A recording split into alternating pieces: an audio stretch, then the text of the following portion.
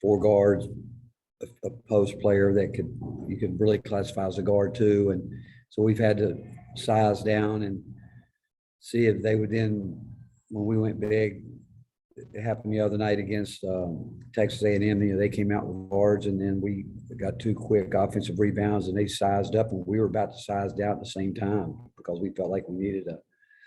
So that goes on throughout a game where, different lineups will call on different things, but we just need him to continue to bring the energy and the effort that he has up to this point, and if he'll do that, we just need him to play the role that he's been playing, and just know that each game can be determined by sometimes what the other team does as well. Mike Wilson, Jimmy Himes, and Jackson. Yeah, Rick, it seems like VJ and Justin Powell are kind of settling into the things that you need them to do on a more regular basis. How does them doing that game in, game out change what your team can be and what it does?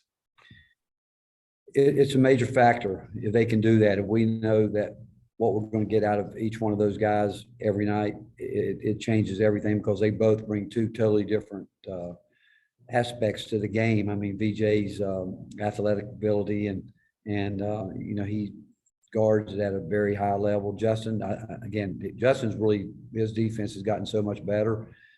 We just need both of those guys to play to their ability and you said it, do the things that we've asked them to do and settle into it and be consistent. Rick, in regard to Olivier Combois, is he starting to show the consistency that you want? Yeah, he is, Jimmy, and you feel like with Olivier, it was a matter of time, and now it's going to be, can he maintain that? I think he is getting more comfortable. I think he's starting to understand the game as a whole, as opposed to just pieces of it. We've told him for a long time, in basketball, when you're, because, he's a guy that every day after practice, or, he's going to sit out there and work on his skills and play one-on-one and with certain guys. But in a game, we've told him, you're never going to play one-on-one basketball game because people are going to be coming from here, there, maybe everywhere. But I think that's where he's starting to find out that he's going to have to be quick in space, in a tight space, knowing that those gaps close real quickly. And I think the more he can, and I do think the game's slowing down for him, which I think is a big part of basketball. Once the more you're out there, the more it does slow down for you. And we expect to see him to improve with it. Yeah, Coach, after an offensive performance like you had Tuesday night as a team, do you think your team's confidence is higher going in on the road this weekend compared to last weekend? Yeah, that's hard to, because, we've been there before where someone has asked me that same question after we've had a good offensive night, and then we have followed up with not such a good offensive night. I think our team has been confident. I do. I think that some of it has been, we've had some young guys that learned how to settle into the roles that we need them to play, and the consistency part of it. I like to think that, we're confident. I think it still goes back if we take shots when we're open, we play our best basketball when we hold on to it. And for whatever reason, I wish I could tell you why guys turn down shots. I don't know, especially ones that they know that's exactly what they're supposed to be doing for us. But I like to think that we go into each game with confidence. And now whether or not we're going to score 80, 90 points a night, I like to see us do that. But so much of it depends on one thing for certain. Tomorrow we're playing against a very fast-paced basketball team. They play about as quick as we'd like to play. So the opportunity to score a lot of points will be there, but yet you're talking about two teams that pride themselves on the defensive end, that as much as they want to score at a high clip and play at a fast pace, they're going to do everything they possibly can do to keep the other team from doing that. And so sometimes your opponent has a lot to do with how you play offensively, but we just want to be consistent and know that we can play with the way that we practice, and if we can do that, we'll see how it all unfolds for us. Rob, West, and Jimmy. Coach, South Carolina lost Tuesday, but before that they'd won 3 straight. What have they kind of been doing better since you saw them the first time? Well, I think a lot like us, other teams. I think they are starting to be able to settle into a rotation. You know, their 3 perimeter players are shooting the ball extremely well. They play, you know, I tell you what they've done through those runs. They've had big runs in the second half. They're the 2-2-1 zone press that they run. They've been able to turn people over, convert that. But in their wins, they have had where they've come from behind, or either it was a close game where they were leading. They have gone on big runs in the second half. And so that's something that we've got to certainly, we're aware of it. We know it. And, but I think they're playing with confidence, which they should, because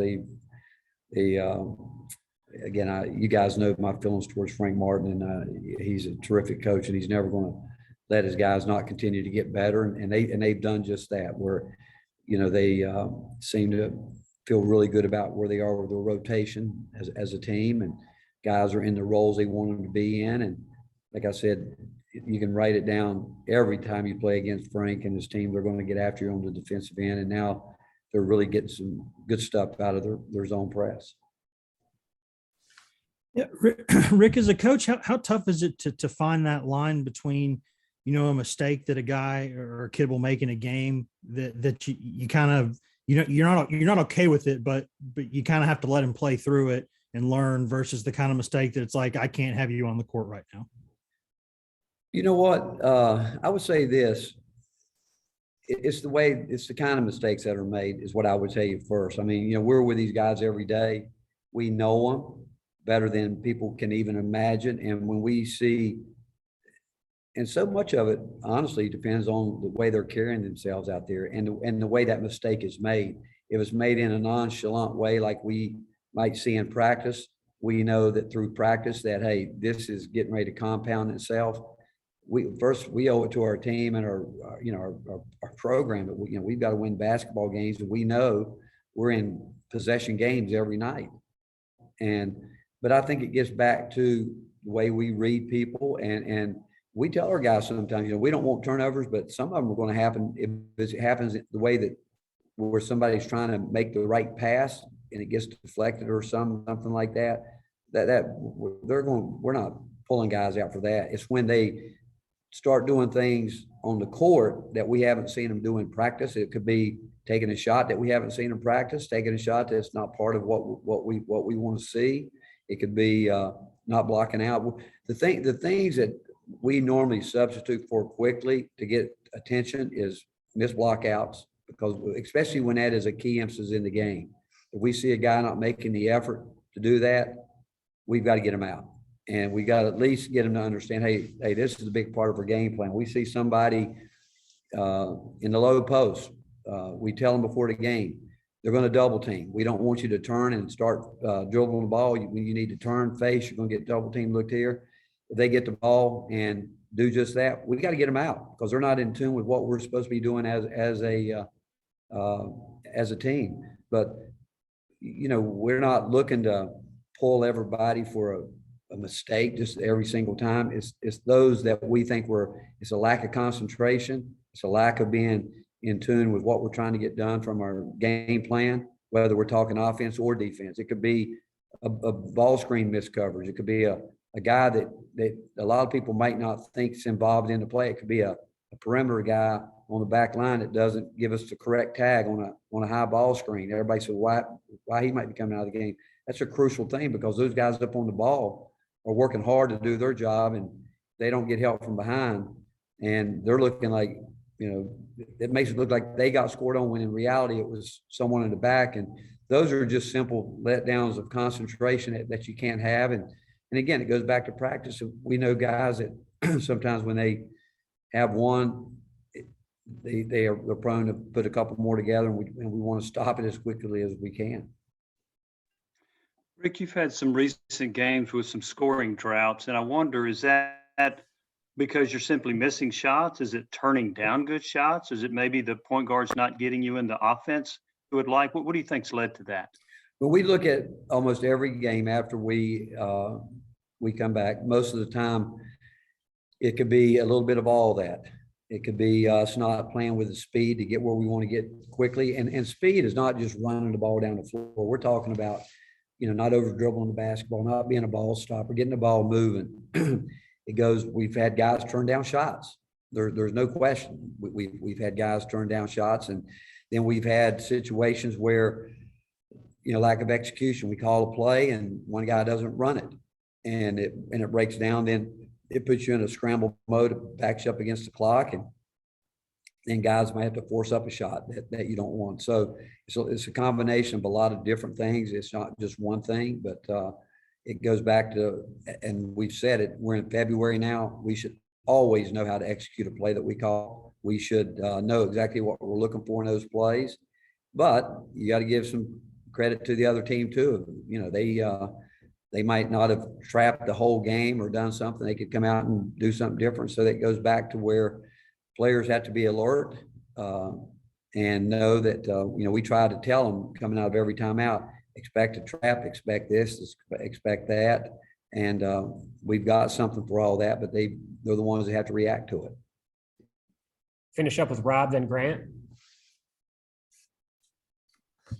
Coach, Kennedy and Santiago are your only double-digit scores in conference play since it started. How much better, how much easier is it on offense when you get what you got from Olivier and Josiah on Tuesday night? It makes a huge difference.